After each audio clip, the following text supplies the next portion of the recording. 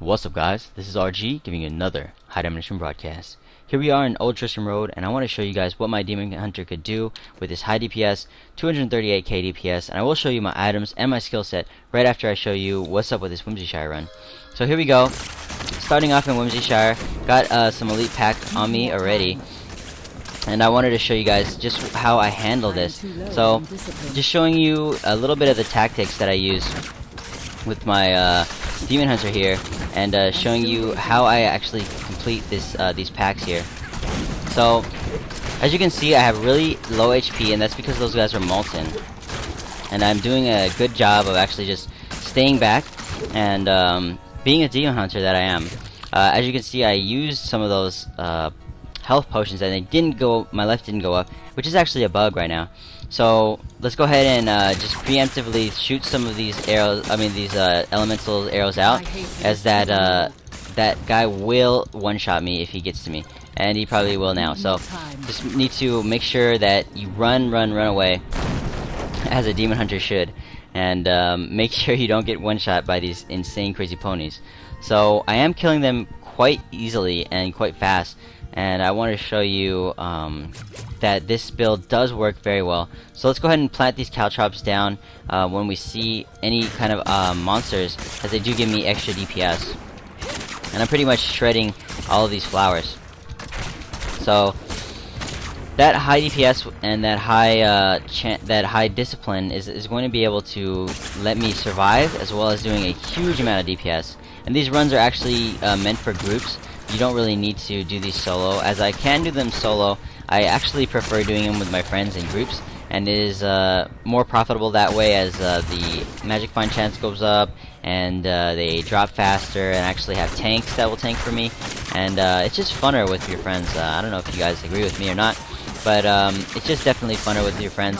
As you can see, I preemptively use my vanish or my smoke screen on those, and I wanted to show you guys that. So that's all I'm going to show you for the run. I could easily do the run, and it'll take a little bit longer, but I will show you guys a full run in a bit. But let me go ahead and show you guys my itemization and my skill set for this high DPS build. So here we go. I got my targeted hope here, my Piece à la Resistance, the amazing bow that I actually found in a Whimsyshire run myself. It dropped for me. None of my friends actually gave me this bow or anything like that. It dropped for me. I got really lucky. By the way, all of these items you're seeing weren't really given to me. I traded for them, or my friends gave them to me at one point, so I can give them back stuff later. And I wasn't pooled by any of my viewers like other people were. Like, you know how Athene got a bunch of his gear from all of his viewers, got like 1 billion gold or whatever, and then ended up having like 300,000 DPS and getting hacked, and now he's like 168 or something like this. But my DPS damage is actually higher than Athene's right now, I think. The last video I saw, he's like 160, but mine's like 238. So let's go ahead and check the details at this point. I have 306% crit hit damage increase, and that's going to make my crit hit chance, my crit hit chance is 100%, so that's why it's at this huge amount of DPS. Let me show you something about this skill, Sharpshooter, that actually is crazy, and how much it actually boosts your DPS. So without Sharpshooter on, I have 81k DPS. So my base DPS is 81k, and that's going to be 12.5% crit. And that crit chance is coming from my bracers and my helmet, I believe. So I don't know if I have extra crit chance on something else, but I know that my bracers and my helmet have them. And I'm sorry for the beating heart in the background, guys, as I do, even if I use my potion, it doesn't go away.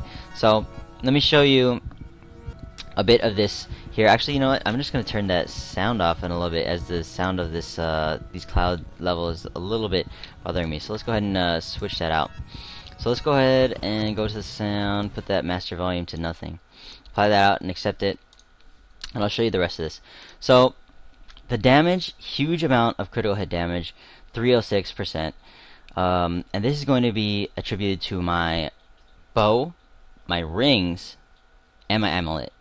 So amazing bow right here that has the crit hit increased damage by 80%. You can actually get it up to 100% increased critical hit damage with another gem.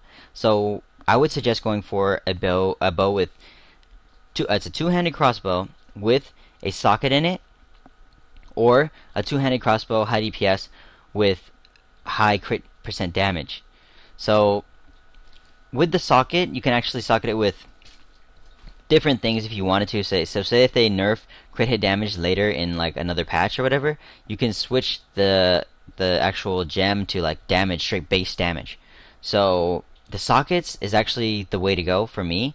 The same thing with armors and pants. You don't want to really get an armor that's amazing that doesn't have any sockets in it, because those sockets can go all the way up to, I think, like 52 dexterity.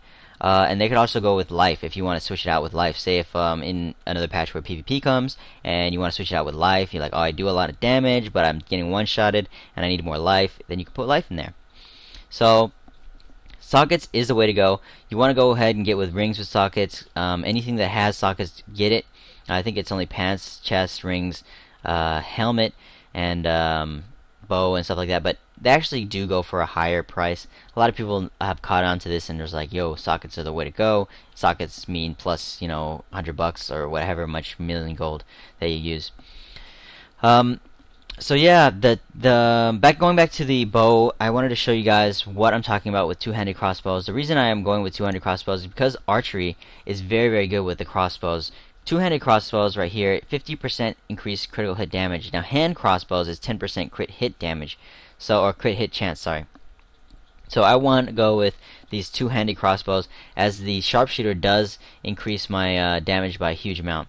So let's go ahead and show you what the sharpshooter does. I'm going to click sharpshooter, then instantly click the inventory, so I can show you exactly how much damage it's actually giving me.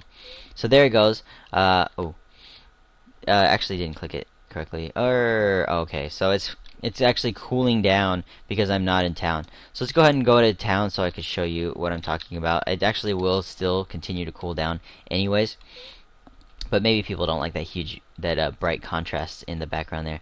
So as my skill is going down right here, I'll go ahead and go back into my inventory and show you my other stuff, and I'll show you once my damage starts going up, I'll show you the details.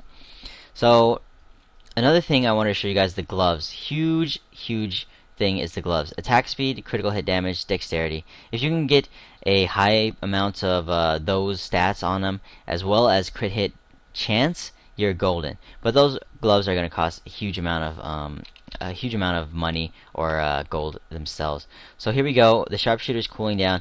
Almost done. It's very on the cusp of being done. So let's go ahead and take a look at the damage and the details now. So there it goes. It's increasing huge increments, guys. Every 3% is like a huge amount of damage. Like, wow. You guys can see how much actual damage that's doing, and it will go all the way up to 238k. So with the sharpshooter skill, you want to realize that you gain 3% crit hit chance every second, but this bonus is reset 1 second after you successfully critically hit. So you might critically hit 7 or 8 times before the actual critical hit chance is reset to 0, or to whatever it started at, mine being 12.5. So what I'm saying about that is, let's pretend Leah is a mob.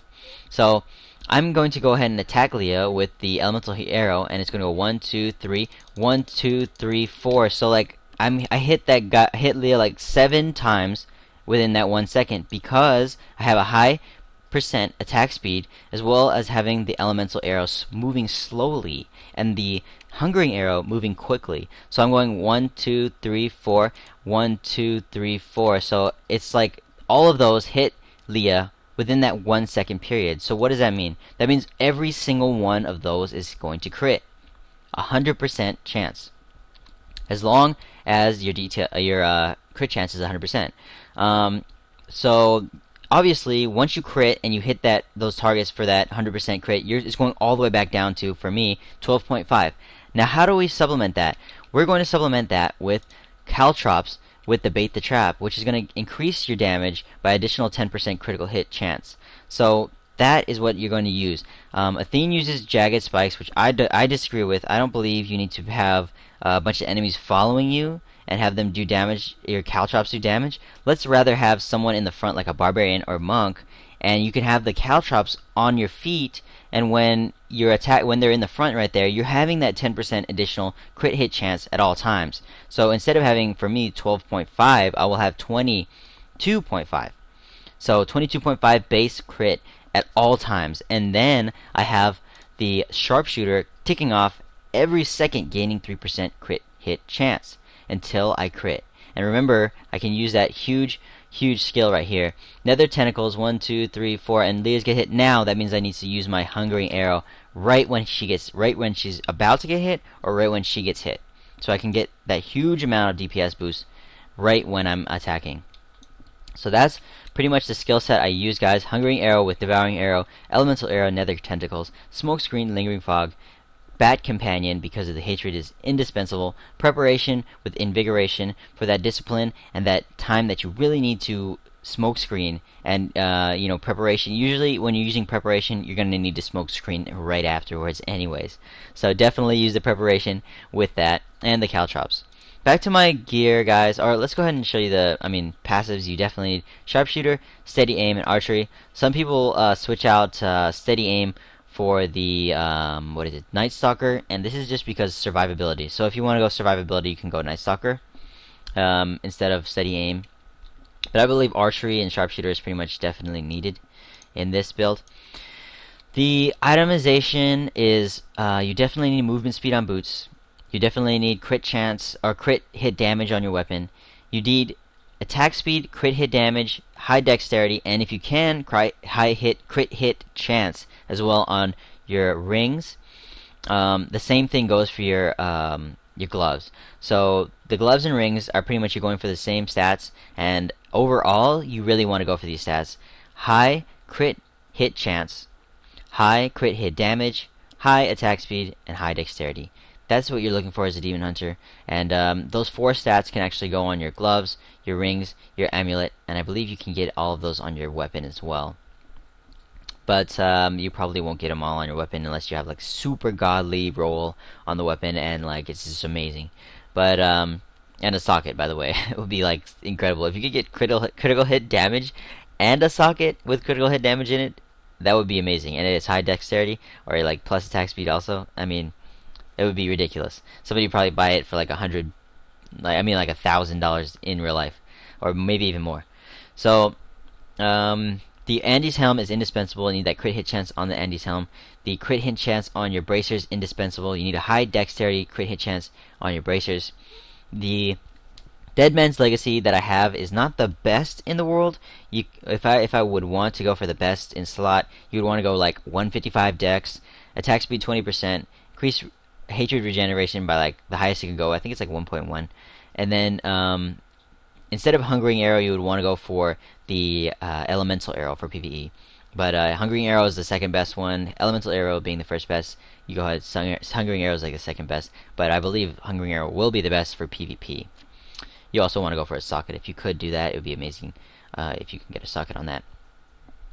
But the next thing I want to talk about is sockets. You definitely want to go for sockets on every single piece of gear, your chest and your pants. The high discipline costs like 10 plus discipline on your quiver, as well as 10 plus discipline on your chest is needed. If you guys have any other questions about the gear setup or the skill setup, definitely leave it in my comments. And I will definitely get back to you as soon as possible. My next video is going to be a Whimsyshire run with 4 people, and I'm going to tell you the role you should be playing as a demon hunter, and what you guys should be doing, how you guys should be attacking, setting up your traps, and pretty much just the basic setup of the demon hunter class in a PvE setting and a group setting. So that's about it for this video, guys. I hope you had fun, and I hope you learned something. And definitely go ahead and check my channel out, as if you're checking this out straight on YouTube, as I have a lot of tips and tricks and different things about all about Diablo, and a huge amount of information. If you guys want to subscribe, that would definitely help me out a lot, and I would really appreciate it. Other than that, thank you all for watching, and take it easy. Peace.